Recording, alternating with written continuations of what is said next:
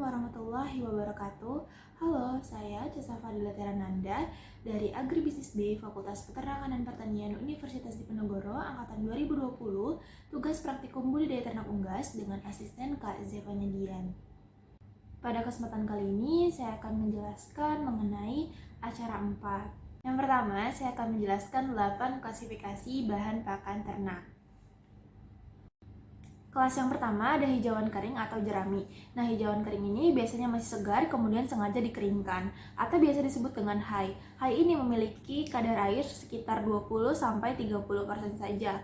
Contohnya, hay rumput lapangan, hay leguminosa, dan juga hay daun jagung. Kemudian jerami adalah sisa hasil panen yang masih dapat digunakan untuk pakan ternak. Contohnya, jerami padi, jerami jagung, dan juga jerami kacang-kacangan.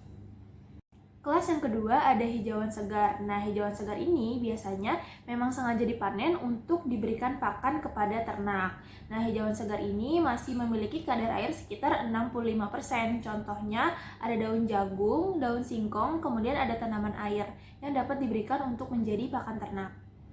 Kelas ketiga yaitu silase. Silase merupakan pakan ternak yang diawetkan dalam kondisi anaerob dan juga dalam suasana asam. Biasanya metode dilakukan adalah fermentasi. Nah, tujuannya diawetkan karena untuk menuju musim kemarau. Di beberapa daerah saat musim kemarau, hijauan segar mengalami penurunan drastis. Contohnya adalah silase rumput dan juga silase daun jagung. Yang keempat ada kelas sumber energi. Nah, kelas sumber energi ini merupakan pakan yang mengandung protein kasar dan juga serat kasar kurang lebih 18%. Nah, contohnya itu ada dedak jagung, dedak padi, dan juga dedak dan gandum. Kelas yang kelima yaitu sumber protein. Nah, kelas sumber protein ini merupakan pakan yang mengandung protein lebih dari sama dengan 18%. Contohnya tepung kepiting, tepung ikan, dan juga tepung daging hewan. Yang keenam ada sumber mineral, di mana pakan ini mengandung mineral seperti kalsium, fosfor, magnesium, kalium, natrium, dan mineral yang dibutuhkan dalam jumlah tidak terlalu banyak. Nah, ini terkandung pada jenis pakan tepung tulang dan juga tepung kerang. Kemudian yang ketujuh ada sumber vitamin, di mana pakan ini mengandung vitamin lebih dari satu, seperti vitamin A, vitamin D, dan juga vitamin E. Nah, contoh bahan pakannya yaitu premix. Kemudian kelas yang terakhir adalah kelas makanan tambahan, di mana porsinya yang dibutuhkan ini hanya sedikit dengan tujuan untuk meningkatkan kesehatan dari ternak. Nah, contohnya itu seperti hormon, terus kemudian ada antibiotik dan juga obat-obatan lainnya yang sekiranya diperlukan. Kemudian, fungsi nutrien pada ternak unggas. Jadi, energi ini jika ditinjau dari zat makanan merupakan zat metabolisme yang akan menghasilkan ATP. Nah, ATP inilah yang menjadi cikal bakal energi untuk tubuh ternak. Nah, pada ternak muda, kelebihan energi akan disimpan menjadi protein. Sedangkan pada ternak dewasa, kelebihan energi ini akan disimpan menjadi lemak. Dan untuk ternak yang sedang berproduksi, kelebihan energi ini akan disimpan ke dalam telurnya. Nah, energi ini akan digunakan dengan 3 cara yang berbeda. Yang pertama digunakan untuk bergerak atau bekerja, yang kedua dirubah menjadi panas, dan yang ketiga adalah disimpan di dalam sistem jaringan tubuh. Kemudian nutrisi yang dibutuhkan pada fase starter dan juga finisher.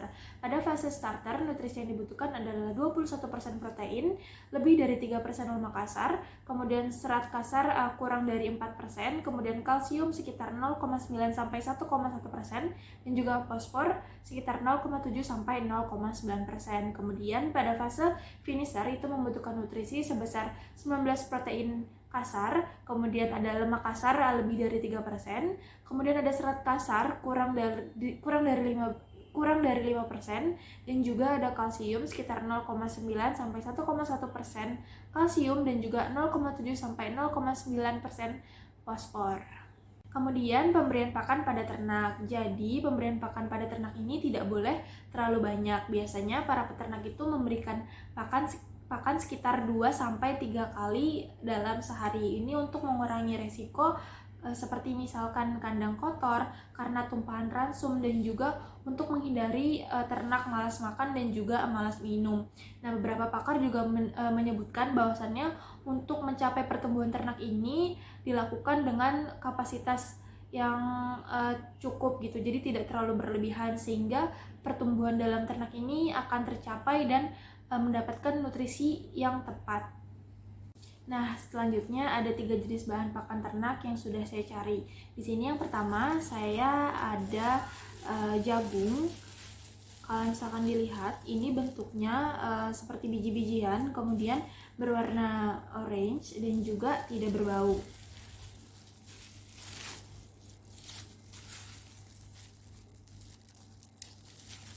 Nah, komoditas jagung ini lebih dipilih sebagai pakan ternak karena jagung sendiri mengandung 70% karbohidrat, 10% protein, dan juga 5% lemak. Dan juga kandungan patinya ini lebih besar daripada serat kasarnya. Kandungan patinya sekitar 60-80%, sehingga mudah dicerna oleh ternak. Dan yang kedua ada bahan pakan yang biasa digunakan untuk pakan ternak adalah beras putih biasa yang biasa dikonsumsi manusia juga. Nah, beras ini juga mengandung karbohidrat, terus juga energi, mineral. Jadi, beras ini biasa digunakan untuk pakan ternak. Nah, biasanya beras yang digunakan ini harus beras yang kualitasnya bagus dan tidak boleh beras yang sudah rusak yang dijadikan pakan pada ternak karena akan mengganggu kesehatan dari ternak tersebut. Kemudian yang ketiga di sini ada dedak. Nah, di sini dedak yang saya punya itu sudah berbentuk halus atau sudah ditumbuk.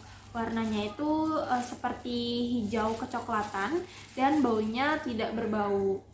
Kalau misalkan bisa dilihat ini teksturnya halus.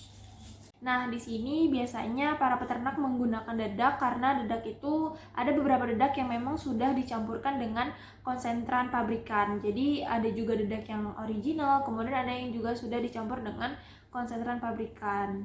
Dan banyak memiliki manfaat bagi ternak itu sendiri. Sekian dari saya, kurang lebihnya mohon maaf. Wassalamualaikum warahmatullahi wabarakatuh. Sampai jumpa.